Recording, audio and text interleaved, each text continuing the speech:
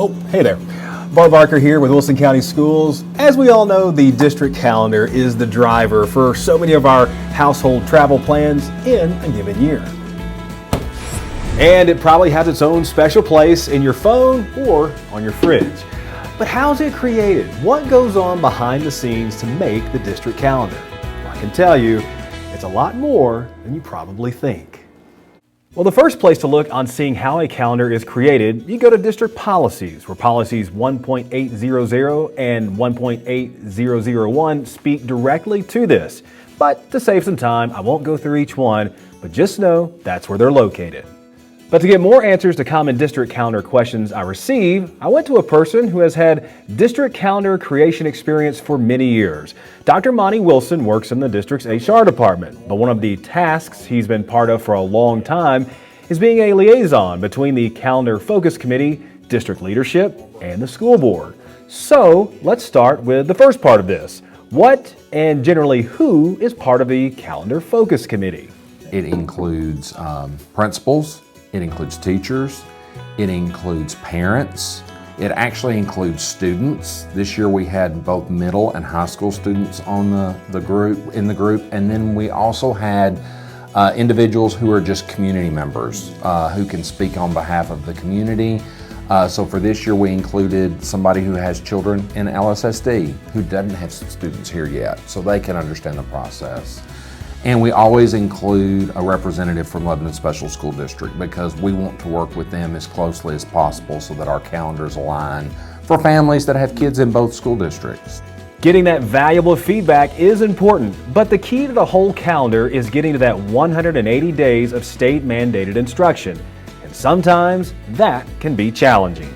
So there are certain rules and requirements you have to meet.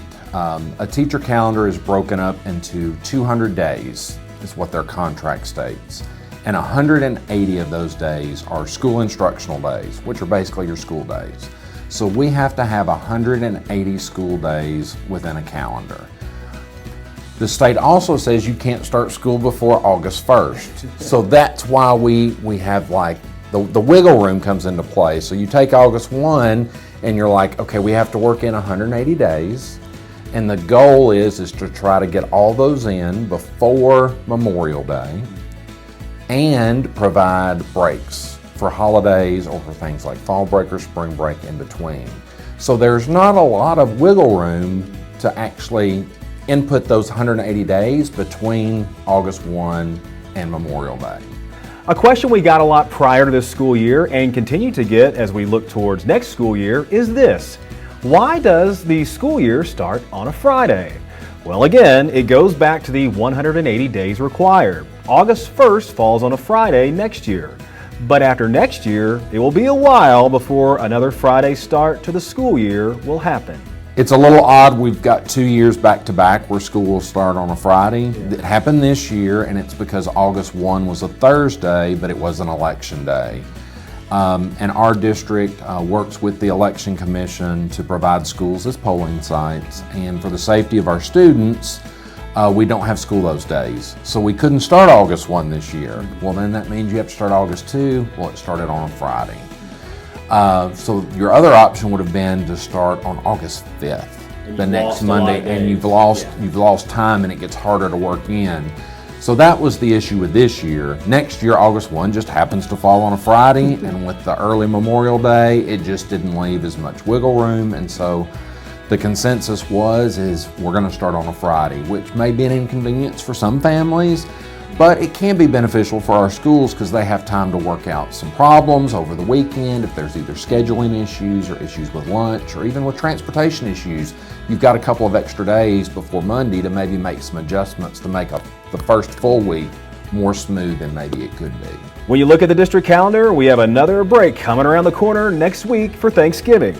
Growing up, many of us recall only getting a few days for that holiday, but now it's a full week and has been for a while.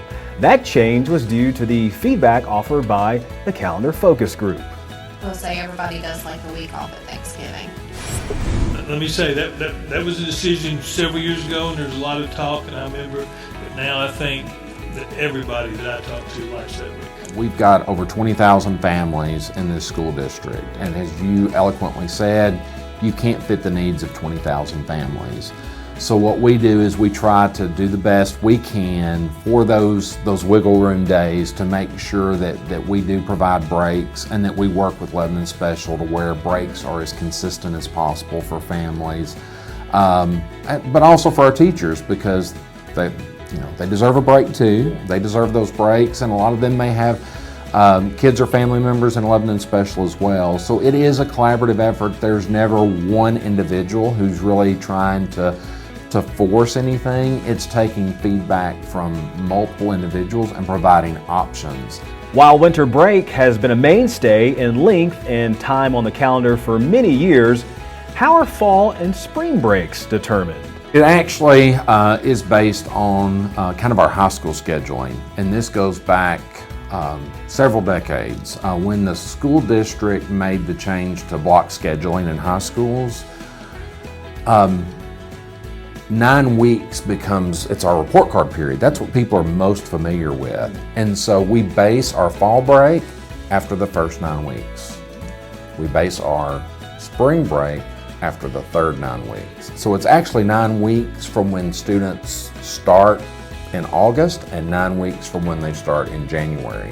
So the grading period ends, so students can finish any type of 9-week test or projects, and then teachers have that time over the break to grade if they want. They're not on vacation, and they can get those grades in, and so it matches our high school grading calendar and our curriculum guides that we have. When draft options of the calendar are suggested by the calendar focus group and Dr. Wilson looks things over closely, he then presents those calendar options to Director of Schools Jeff Luttrell, and then it goes before the board for their approval. Any more discussion? All right, vote when ready. Motion passed, 6-0. Once a calendar cycle is approved by the board, typically every 2 years, then the state must also sign off on it as well for their approval. So to wind things up, here's some other facts about the calendar. The state allows 13 stockpile days. There are already 3 built into our current calendar for professional development days and the recent election. That left us with 10 to spare for inclement weather days. We used one of those days already back in September as a precaution due to remnants from Hurricane Helene. That means we have 9 inclement weather days left for possible use this school year. So there you have it. The calendar is something we all look at very often, and maybe some of your whys have been answered too. I'm Bart Barker with Wilson County Schools.